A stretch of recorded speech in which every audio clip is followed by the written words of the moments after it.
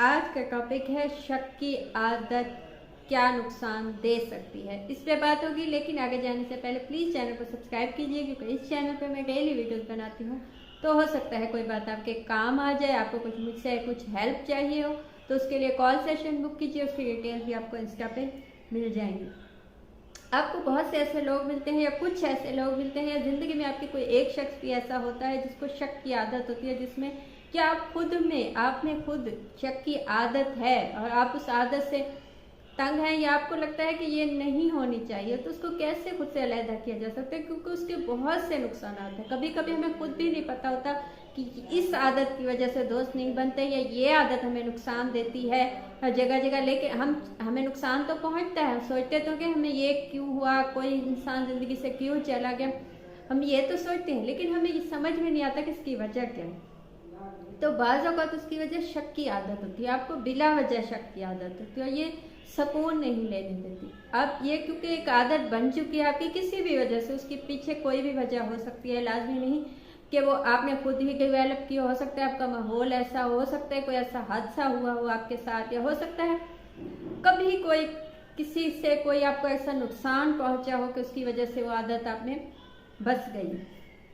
तो जिन लोगों को भी शक की आदत होती है, अब आपका कोई दोस्त ऐसा है या आपका कोई साथी ऐसा है या खुद में आदत है, तो आप ये चीज़ नोटिस कीजिए कि उसमें सुकून नहीं होता। शक आपको सुकून नहीं लेने देता। जिन लोगों को भी शक की आदत होती है, वो कभी भी उनकी ज़िंदगी सुकून में नहीं होती। उन्हें चाहे वो सोते जागते 24 घंटे, उन्हें क्योंकि उनको लगता है, उनके दिमाग में चलता है कि ये इंसान अच्छा नहीं है, ये कुछ ऐसा होगा, कोई साजिश है, कोई चीज़ है, तो ऐसे इंसान को कभी सुकून नहीं मिल सकता। तो आप ज़िंदगी में सुकून चाहते हैं, आप चाहते हैं कि आपकी ज़िंदगी में पीस हो, जो कि हम सभी चाहते हैं।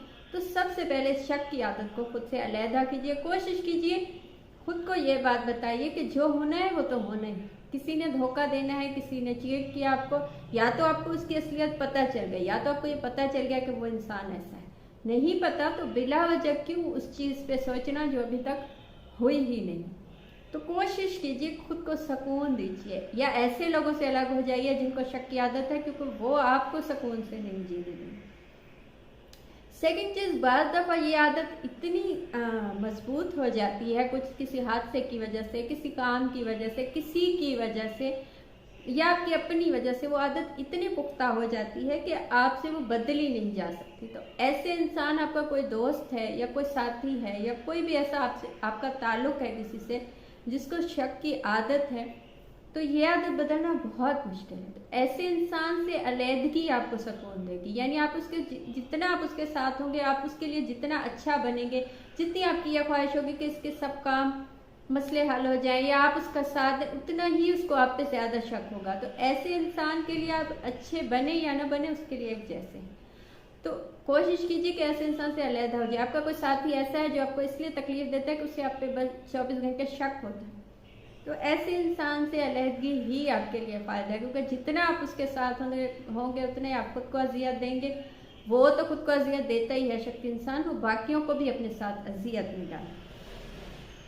ऐसा इंसान जो आपका साथी, आपका दोस्त है, या आपको खुद को ये आदत है कि आप में शक का बीज है या यकीन नहीं है किसी चीज़ पे, तो ये चीज़ आपको कभी इत्मीनान नहीं देती, कभी, जैसे मैंने कहा, सुकून नहीं देती। वो इंसान कभी मुतमईन नहीं होता। मसलन आपका कोई साथी है, आपका कोई दोस्त है, आप उसके लिए कोई तोहफा लेके गए हैं, तो वो उससे मुतमईन नहीं होगा, उससे ज़्यादा चाहेगा, क्योंकि उससे शक होगा कि इसमें भी कोई इसकी कोई चाल है, या इसने इतना कम क्यों दिया, इससे ज़्यादा क्यों नहीं किया। ऐसे लोग आपसे मांगने लगते हैं, इतना मांगते हैं, इतना उनकी डिमांड होती है कि आप थक जाते हैं। आपको समझ में नहीं आता कि आप इससे ज़्यादा क्या किया जाए उनके लिए कि ये खुश हो जाए या मुतमईन हो जाए। ऐसा इंसान जो शक्की होता है, वो कभी मुतमईन नहीं होता। कभी उसे कहीं भी उसमें कोई नुक्ता चाहिए होता है किसी चीज़ में, जिससे वो लेके आप पे शक किया जा सके, क्योंकि उसकी शक की तो आदत है ही।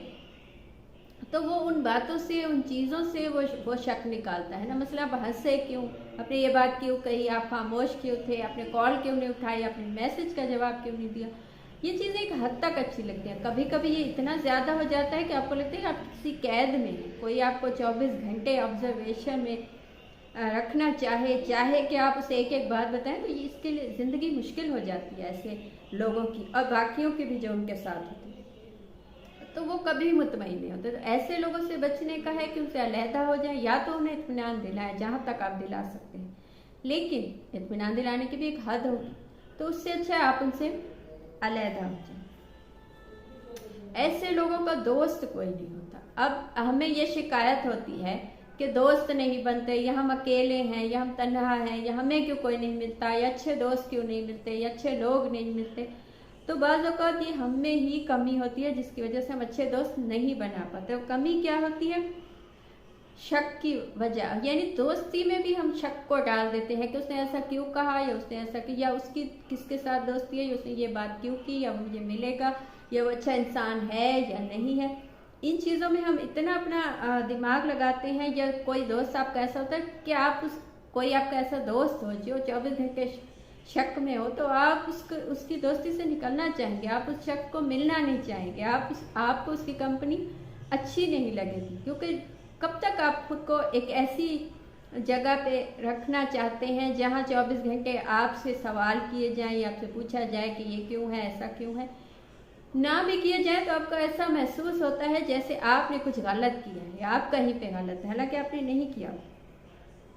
तो शक मत कीजिए, ख़ुसूसन दोस्तों पे। आपको कोई इंसान आपको पता चल गया है जबकि ये इंसान सही नहीं है, या आपके लिए सही नहीं है, तो उससे अलहदा हो जाने में कोई मसला नहीं है, कोई इसमें कोई गलत बात नहीं है। लेकिन जब तक आपके लिए एक इंसान अच्छा है तो उस पर शक किया जाएगा तो वो चला जाएगा हाथ से, वो इंसान भी, या जो भी आपकी ज़िंदगी में आएगा। लास्ट चीज़, अल्लाह पे भी आजकल तो यानी ऐसा माहौल बन गया है कि हम अल्लाह से शिकायतें करने लगे। अल्लाह की दी हुई चीज़ों पे या अल्लाह के वजूद पे भी शक होता है कि ये, तो देखिए ये वो शक है जिससे आती हुई नेमतें चली जाती हैं। जब हम अल्लाह ताला की दी हुई नेमतों में शक या दुआ मांगते तो क्या सोचते कि ऐसा होगा कि नहीं होगा, तो ये शक जो है ये आती हुई नेमतों को वापस भेज देता है। जब हम कहते हैं कि मुझे ये चीज़ मिलेगी, यकीन से दुआ मांगिए, जो भी चीज़ मांगिए अल्लाह से यकीन के साथ मांगिए। जितना ज़्यादा यकीन होगा उतनी ही ज़्यादा जल्दी वो चीज़ मिलेगी।